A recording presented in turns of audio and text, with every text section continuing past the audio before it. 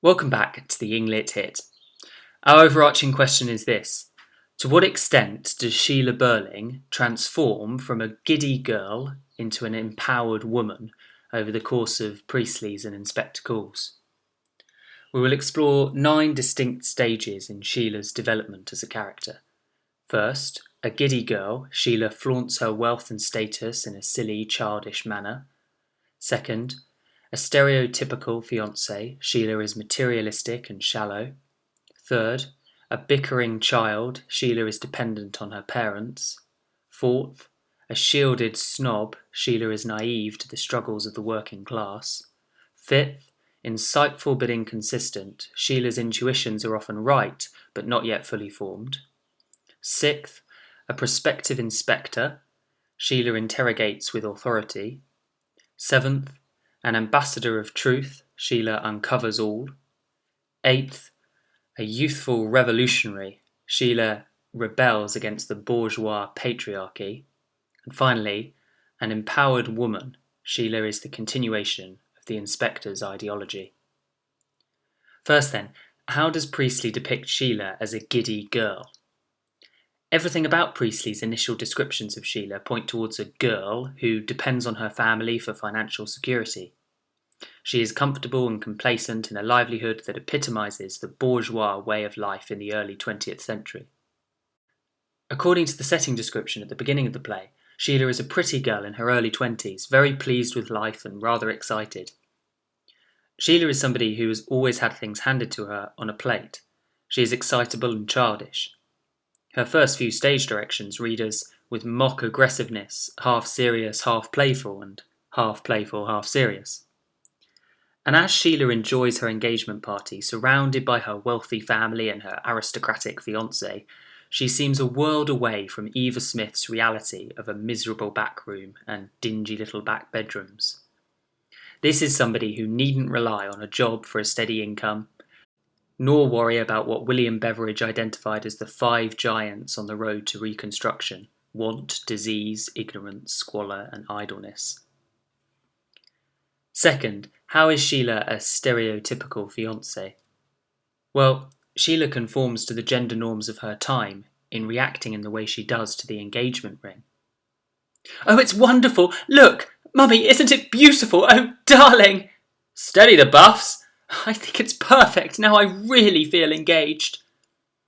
Notice how Priestley uses dashes to fragment Sheila's speech. She is all in a flap because Gerald has produced the ring. There is certainly a hint of materialism here, particularly in how she really feels engaged now that she has the ring. Interestingly, she appeals to her mother for a verdict, which reinforces what Mr. Birling says, that clothes mean something quite different to a woman, not just something to wear, and not only something to make them look prettier, but, well, a sort of sign or token of their self-respect. The ideal 1910s woman ought to regard her husband's ability to provide her with material wealth as of the utmost importance. This is her one and only means of gaining, as Mr. Birling terms it, self-respect. This financial dependence is something that underpins what Priestley would have regarded as a patriarchal system, one that dictates that women ought to rely on men and appear in a certain way for the benefit of men. It will be fascinating to see how, together with Sheila's increasing moral awareness, she disregards the ring in favour of other things. It becomes clear that she begins to see how it may restrict her independence. Thirdly, how is Sheila initially a bickering child? Sheila calls her parents mummy and daddy, and she is infantile to the extreme, particularly for a grown woman about to enter into a marital agreement. At least, she is at the beginning. Priestley purposefully alters her language choices as she progresses from "Yes, go on, mummy," to "Mother, don't, please don't." Furthermore, Sheila and Eric are petulant children set on provoking one another. They bicker, and it is left to Mr. and Mrs. Birling to scold their children. "Don't be an ass, Eric. Now stop it, you two. Arthur, what about this famous toast of yours?" Not only that, but Sheila is repeatedly put in her place by her father, who insists on dominating the discourse and giving long, politically motivated speeches about the topics of the day. She responds with, "I'm sorry, Daddy," when he rebukes her for interrupting. Next, let's look at how Sheila is cocooned in the family bubble, blind to the struggles of the working class and set on maintaining the barrier of cotton wool between herself and worldly problems. She is a shielded snob. This is how she responds to the inspector's revelation that a young woman died in the infirmary. "Sorry, it's just that I can't help thinking about this girl, destroying herself so horribly, and I've been so happy tonight. Oh, I wish you hadn't told me. What was she like? Quite young?" Her emphasis is on how the news affects her and not Eva. Look at how she tracks her own emotional shifts. "I've been so happy tonight." We're led to believe that Sheila wishes you hadn't told me because it has ruined her evening. This is almost tantamount to Mr. Birling's own grudge that a nasty mess you've made of it now.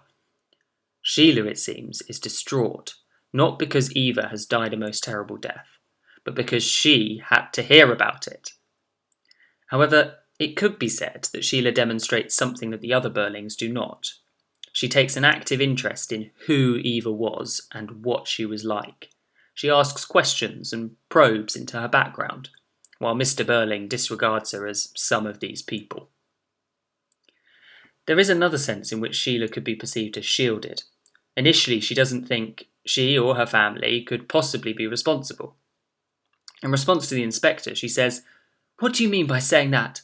You talk as if we were responsible." Importantly, though, she does question the inspector, and it is this curiosity, her insistence on pursuing the truth at whatever cost to herself, that separates Sheila from the other characters. We'll now focus on how Sheila is, even at an early stage, insightful but inconsistent.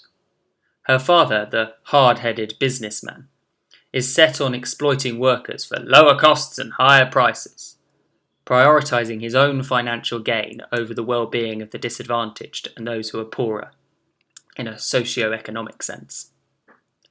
The polar opposite of this capitalist ideology, Sheila comes out with a rather sophisticated socialist statement very early in the play. "But these girls aren't cheap labour, they're people." Here, she can only be Priestley's mouthpiece, imploring his audience to view people as people and not as commodities. But does Sheila genuinely understand her role in Eva's demise? Does she appreciate that as a bourgeois, upper-middle-class daughter of a wealthy businessman, she is part of the problem? She is inconsistent. She says, "So I'm really responsible." It seems she doesn't genuinely care for Eva's welfare, but more the fact that she is to blame and the burden this has on her conscience. And even at this point, where we are beginning to admire Sheila for her insightful comments, when she understands the gravity of her actions at Millwoods, she says, "I feel now I can never go there again. Oh, why had this to happen?" We're led to question whether she values her reputation among the staff at Millwoods more than the effects of her behaviour on Eva's life. Is she still the giddy girl she was at the beginning of the play, exclaiming sulkily, "Woe is me," because she's no longer able to indulge herself in beautiful clothes? But it is Gerald's involvement in the case that marks a momentous shift in Sheila's attitude. As Gerald's relationship with Eva, or Daisy Renton, is exposed, Sheila begins to show the makings of a prospective inspector, particularly in her authoritative interrogations of Gerald. "No, that's no use. You not only knew her, but you knew her very well. Otherwise you wouldn't look so guilty about it. When did you first get to know her?" She understands Gerald, picks up on his subtle reactions, and then begins to interrogate him. She knows which questions to ask, and in the inspector's absence, we are led to believe that she has assumed his place in the process of uncovering the secrets the Birlings and Gerald hold. It is important to note that she is still at this point a prospective inspector.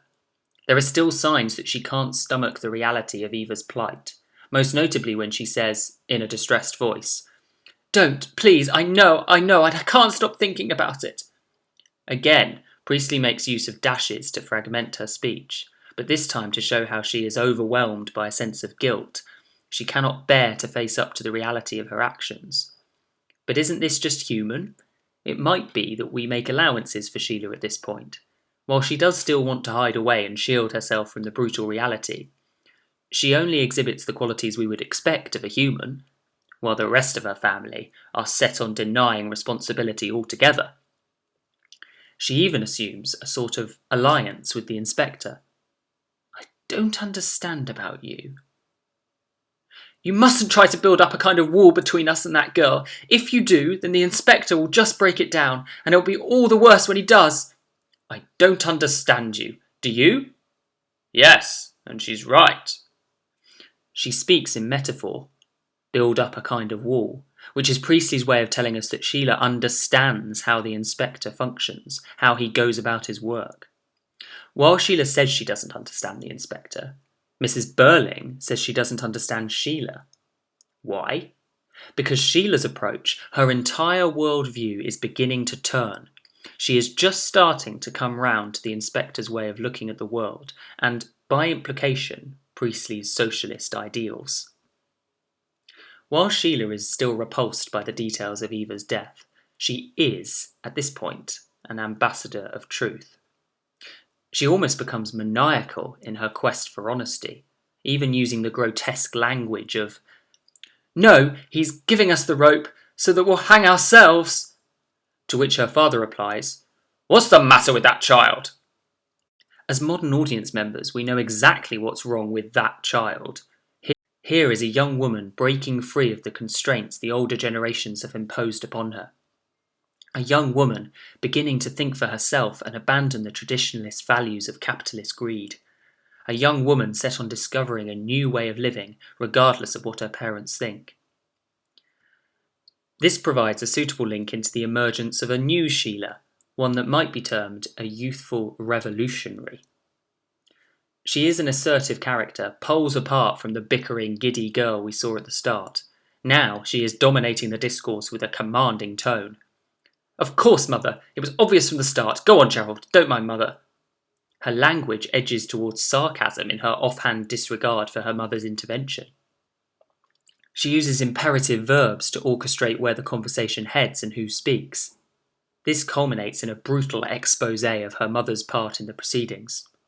"Go on, Mother, you might as well admit it." "Yes, she is. Why?" She insists that her mother admit to her wrongdoing and even answers for her to move the investigation along. She understands that she is going to be guilty even before her own mother does. Not only that, but she rebels against the patriarchal system within which she was earlier confined. She does, if you like, rid herself of her patriarchal fetters when she hands Gerald the ring. Where she was once marked and sealed, set to be owned by Gerald and bought with a ring, now she has made it very clear that she values honesty over the potential for a lucrative commercial partnership between the Birlings and the Crofts. Sheila epitomises the younger generation, rebelling and protesting against the way things have always been done. She is, for Priestley, the catalyst for the subsequent years of strikes, protests and revolt, the suffragette movement and the introduction of the welfare state. Is Sheila, then, the Greta Thunberg of the early 20th century? If Sheila's words, "Mother, I begged you and begged you to stop," ring a bell, it might be because Thunberg said, "Since our leaders are behaving like children, we will have to take the responsibility they should have taken long ago." The Birlings behave like children at the end of the play. They treat it all as a joke, in Mr. Birling's words. And Sheila sees it as vital that they own up to their misdemeanours before it is too late. She is a revolutionary, and Priestley depicts this in his stage directions, protesting, frightened, flaring up. Not only that, but she is an empowered woman who is afforded the means of motivating real change.